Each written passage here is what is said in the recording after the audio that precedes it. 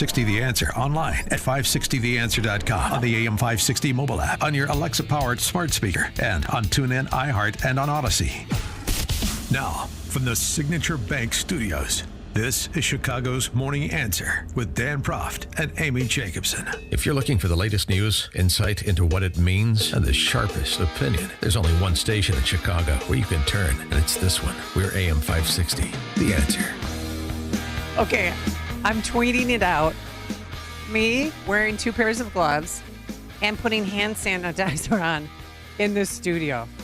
I'll tweet it out at Amy Jacobson. Yes, I have my Twitter handle back, but not my 38.2 thousand followers and 15 years of tweets.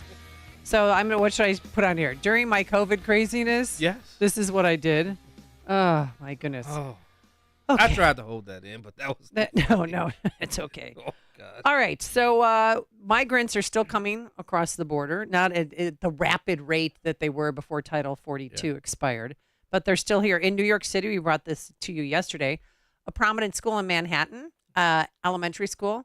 They haven't moved in yet, but they are preparing parents to let them know that they're going to be in the gymnasium. Extracurricular activities will be canceled, and they are going to be in the same building as your children, your young children, when they go to school. I don't feel safe having adult males with no health screenings, no criminal background checks around our children, and in some cases they can't come out and play. This is unfair. We've had parents sleeping overnight in defense of keeping their gym away and not used as a shelter for incoming asylum seekers. Mayor Adams, and to come and please see for yourself. I don't think you'll put your own child in here, would you? So if that was your child, yeah, would you want your child gone? No. Just because No. there's safety issues? Yeah, and, big time. They're already doing that in El Paso, and parents have taken their kids out of school because not everyone. A lot of people here have good intentions that are coming here, and we're compassionate people. We understand. Yes. But there's also bad actors. There's a bad element that are coming in. So with more on this, let's welcome to the program Alderman Nick Sposato, 38th Ward. Good morning, Alderman. How are you? Good morning, Amy. Good morning to you also. Good morning. Yeah, and the reason why we wanted to have you on is because there was talk of housing migrants at, it's not an elementary school or a high school, but at a city college. And tell us what's the latest on that. Well, it's no longer talk, Amy. I just was on the phone last night with who's ever in charge of this idea, and it looks like it's a real thing. We are having a community meeting on Tuesday at 6 o'clock at Wright College. It looks like they want to put 400 migrants, I guess. I'm not really sure what to call them. I call them migrants/asylum seekers.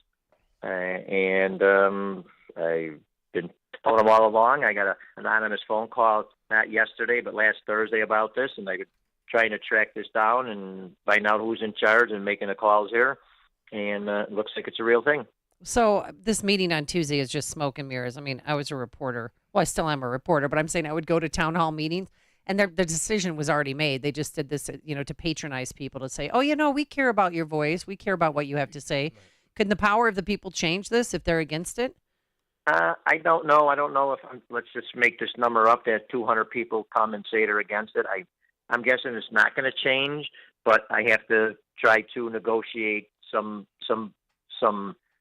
I hate to say demand because I hate when people say demand. I have to negotiate some things out of here, and one of the things I already told them is if this is going to happen, this is the end of migrants going to the 16th Police District. So as of right now, I got a text late last night that there's 33 of them in there right now, and that's a pretty substantial number. And I said, if we do this, if you bring them to my community, to my college in my ward, then that's going to have to be the end of putting them in the 16th district, and they did agree to that. So that's one victory. Okay. So yeah, I don't know. I mean, like I heard you say, we're compassionate people, and we are. I'm a very compassionate person, but I'm also I don't think it's fair. I mean, I don't know. I mean, I would have thought there's summer school at Wright College, so I don't know. So did I. Yeah. So I don't know what happens when they're there. I mean, do they get to roam around the school? Do they have to stay to a certain spot? Can they leave and go out in the morning? Do they have to be back by 9, 10 o'clock at night? I mean, there's a lot of questions to be answered. So I don't really believe it's 100% smoke and mirrors. I mean, I do believe it's going to happen, but a lot of questions need to be answered about how this is going to go about. Well, I mean, that's the thing. Are they going to be housed in the gymnasium? Do they have a gymnasium or in an auditorium or where? My understanding is going to be in a like they have an atrium community room. There's going to be 200 in there, and then 200 in the gym. Oh my God! Do they have enough facilities, bathrooms, showers? Obviously, if they have a gym, they have showers there. But okay, you put 400 strangers together, and how does that work? Taking showers. Right. If you have different groups of families, if you have supposedly, and it's another thing they told me, there's going to be no single men there. It's going to be all families. okay. So if you have let's just say you have a mom and dad and a 16 and a 17-year-old son, and you have another mom and a dad of a 13 and 14-year-old daughter. I mean, that's not a good mix to me. So, well, what happens when?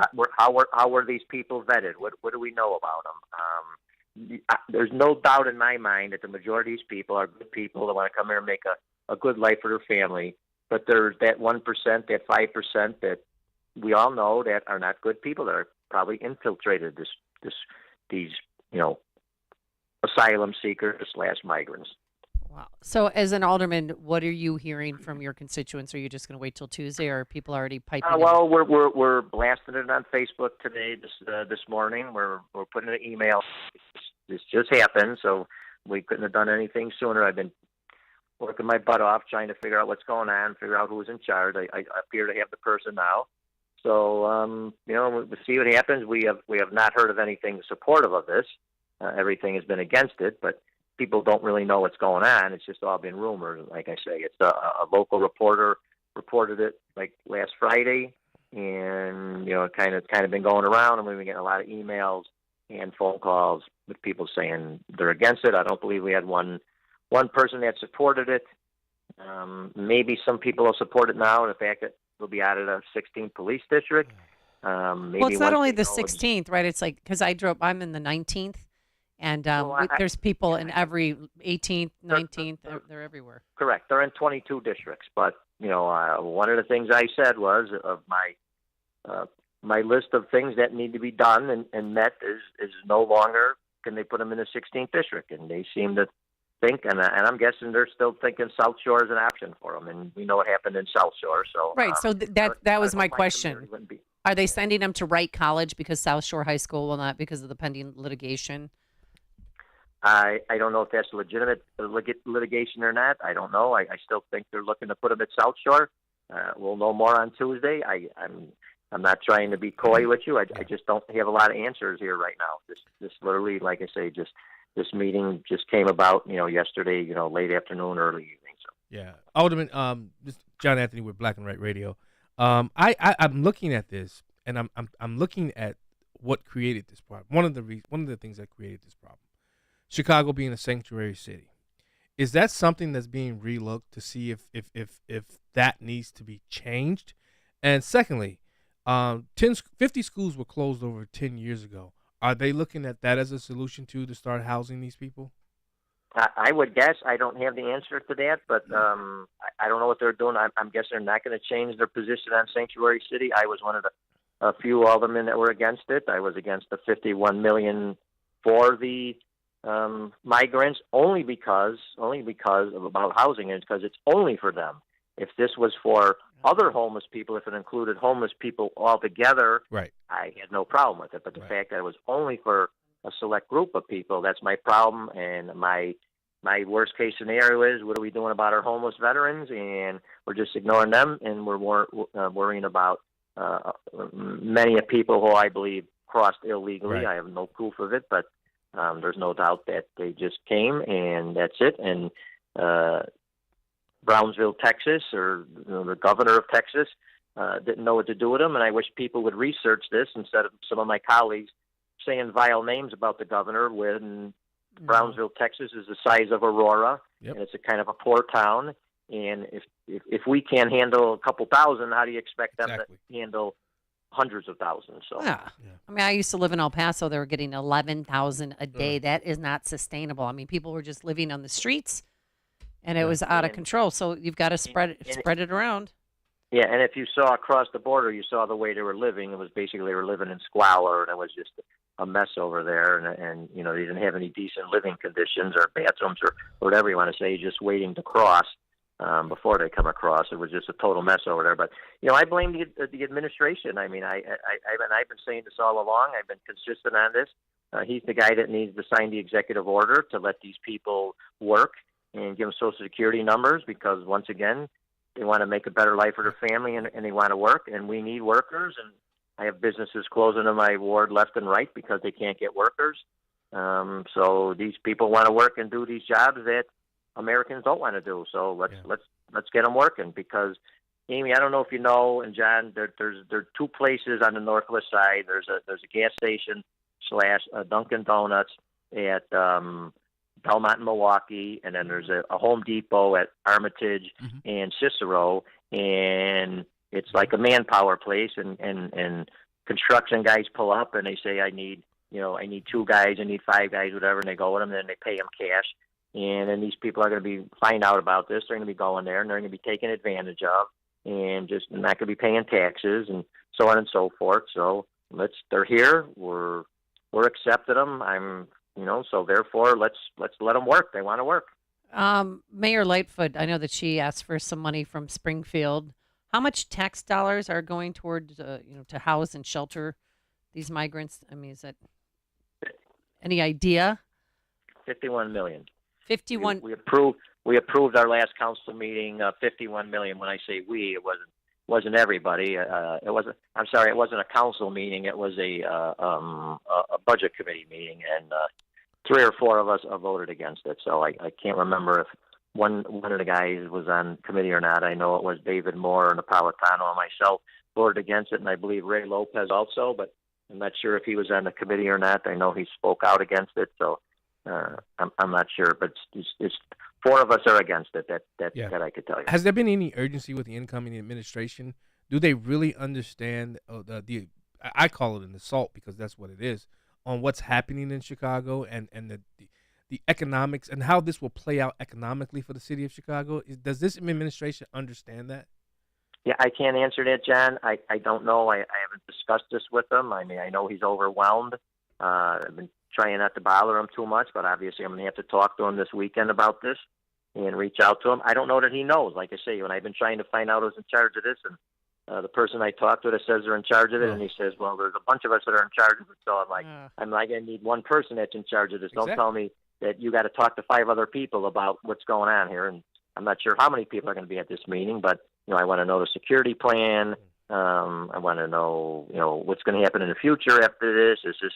I find it difficult to believe, Amy and John. I find it very difficult to believe that they're supposed to be out of there by August the 1st. That July 31st or August the 1st, it's going to be okay. We're shipping you all out of here, and then what are you going to do with them? I mean, you're just going to say, okay, you're in the street or you're back in a police station. That's very difficult for me to believe. So yeah, I don't believe it either. All right, so what are the details about the meeting Tuesday? When and where?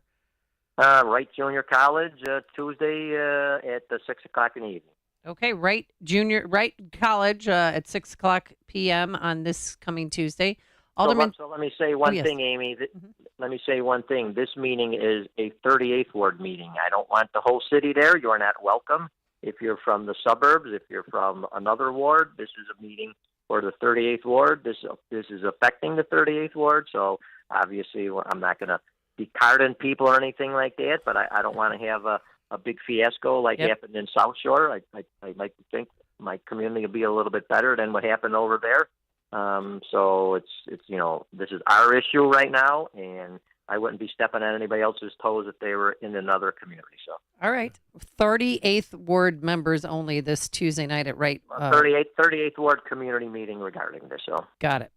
Wrightwood College Tuesday night. Right, 6 just o'clock. just right, not Wrightwood. Right. Why am I saying right? Right. It's Wilbur Wright. And Wilbur Wrightwood Wright. is a street not near us. Okay, Wilbur Wright. I know. I've been there before. All right. Thank you, Alderman. Thank you so much for joining us. We appreciate your help. Thank you, sir. Thank you, Amy. Thank you, John. And he joined us on our turnkey.pro answer line. This is Chicago's Morning Answer. Your show keeps me alive during the week. There's nobody I'd rather listen to between 5 and 9 in the morning than you guys. On AM 560, The Answer.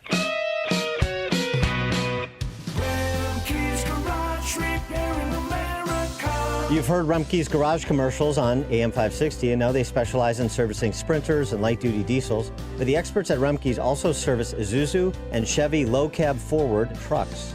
So if you own an Isuzu or Chevy low-cab forward truck but aren't sure where to get it repaired, take it to Rumpke's Garage, your #1 dealer alternative for repairs to your Isuzu NPR, Isuzu F-Series, or Chevy low-cab